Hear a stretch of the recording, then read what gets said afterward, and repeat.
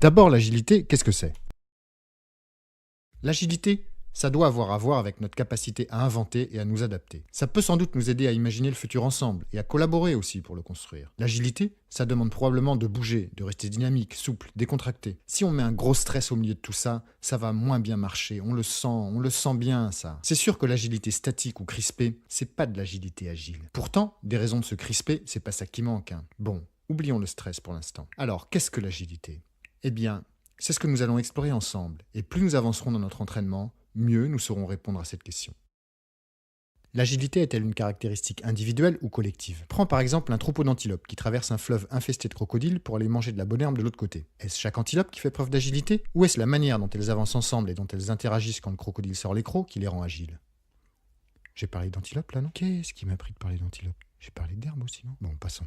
L'agilité dépend de mes compétences individuelles. Plus je sais m'adapter, mieux je sais m'organiser, gérer mon temps, mes priorités, acquérir de nouvelles expertises, accepter de nouveaux modes de fonctionnement, et plus je suis agile. L'agilité est aussi une aptitude collective. Plus nous savons converger vers des intérêts communs, définir nos objectifs, resserrer les rangs en cas d'attaque de crocodiles, comme ce troupeau d'antilopes, concevoir et adopter de nouveaux modes de fonctionnement, gérer les tensions et les conflits qui en découlent, nous mobiliser ensemble face à un imprévu, et plus nous sommes agiles.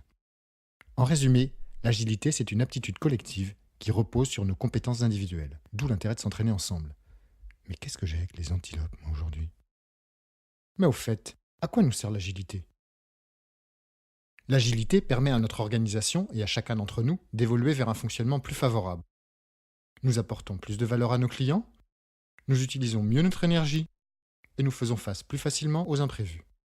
Et alors, nous nous sentons plus efficaces, plus utiles, plus responsables, plus tranquilles, et plus heureux, et plus beau aussi.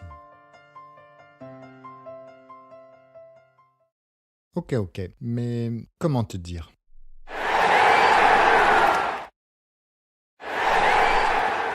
En réalité, dans notre quotidien, qu'est-ce qui facilite l'agilité?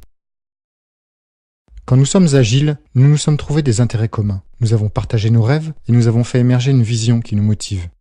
Quand nous sommes agiles, nous savons cadencer cette vision et construire une stratégie. Il est important pour nous de sentir que nous allons au même endroit et d'y aller de bon cœur. Pour avancer concrètement, nous formons des projets, partageons des objectifs, bâtissons des plans. Souvent, nous en changeons, car pour nous, cela se passe rarement tout à fait comme prévu.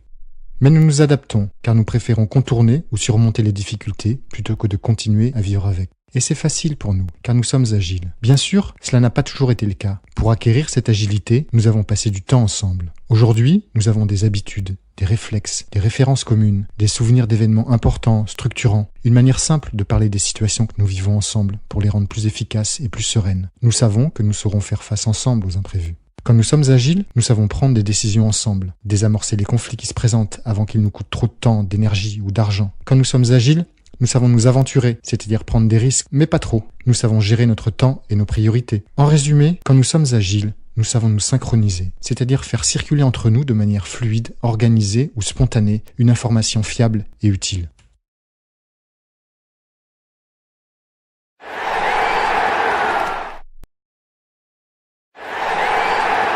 C'est vrai que c'est une dynamique collective. Ok, on a lu des articles sur ces organisations agiles, ce qu'elles sont capables de faire, et dans la joie et la bonne humeur en plus. Mais comment y sont-elles arrivées? C'est agaçant à la fin. Quand il s'agit de changement, on nous explique toujours ce qu'il faudrait faire et toutes les qualités qu'il faudrait avoir pour réussir à le faire, mais jamais vraiment comment. C'est agaçant, non? Alors ici, entre nous, nous allons commencer par nous poser une question simple, mais pas si bête. Qu'est-ce qui freine vraiment l'agilité, en vrai là, entre nous? Eh bien, ne cherche plus, c'est moi. Et oui, et quand je dis c'est moi, ça pourrait tout aussi bien être moi, ou même l'autre là, à lunettes, ou même toi. C'est que, figure-toi, dès qu'on me propose un changement, souvent d'ailleurs, on me le propose pas le changement, on me le demande, voire on me l'impose, on me l'a calculé avant de m'en parler. Eh bien, quand on me parle de changer, je ne peux pas m'empêcher de me poser la question. C'est bon ou c'est pas bon? J'y vais ou j'y vais pas? Et si j'ai l'impression que le changement prévu m'est défavorable, peut me fragiliser, va contre mes intérêts, me complique la vie, car tu vois, quand ça me complique la vie, même si ça n'a l'air de rien vu de l'extérieur, ça me complique toute la vie. Pas juste un bout de ma vie, qui aurait rien à voir avec le reste de ma vie. Ça me complique ma vie, quoi. Alors je me tends, je résiste, et je n'y vais pas. Je n'ai pas envie d'y aller. Je n'ai pas envie de me compliquer la vie, surtout qu'elle est belle, ma vie, mais que parfois, elle est déjà bien assez compliquée comme ça. Alors n'en rajoutons pas. Et si j'ai l'impression que le changement prévu m'est favorable, va m'aider, sert mes intérêts et me facilite la vie, car tu vois, quand ça me facilite la vie, même à un petit endroit de ma vie, un petit truc, alors je souffle un peu, je respire mieux. Souvent en plus, ça laisse un peu de temps, de la place pour un truc sympa, ça me fait du bien. Et ça se voit dans toute ma vie. T'as qu'à demander à Jeannette. Je t'ai parlé de Jeannette, non? Non? Pas encore? Et alors, quand ça me facilite la vie, je suis motivé par ce qu'on me propose. Je coopère. J'y vais, quoi. Ne sois pas surpris. J'ai envie d'évoluer, qu'est-ce que tu crois? Mais tu m'as pris pour qui, toi, dis donc? En résumé, quand ça bouge, si j'ai l'impression que mon équilibre personnel va être renforcé, j'y vais. Et si j'ai l'impression que mon équilibre personnel va être perturbé, je n'y vais pas. Et le plus souvent, j'apprécie cette situation sur la base d'informations incomplètes, et même parfois erronées. Tu vois le truc? Tu commences à voir où ça coince, non? Alors, quelle est la prochaine étape? À mon avis, nous devrions nous intéresser de plus près à cette notion d'équilibre personnel. En plus, ça me donnera l'occasion de te parler de mon amie Jeannette. Je t'ai déjà parlé de mon amie Jeannette, non? Oui? Non?